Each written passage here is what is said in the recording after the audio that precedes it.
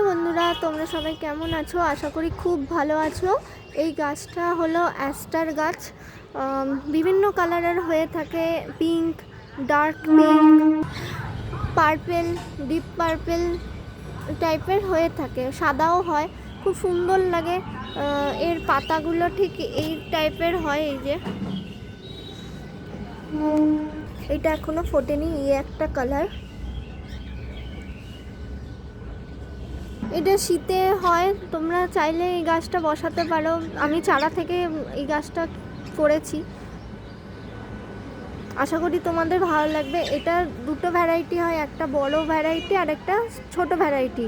বড় ভ্যারাইটিগুলোই বেশি সুন্দর দেখতে হয় আর বেশি পরিমাণে ফুল হয়, ছোটটা অতটা হয় না।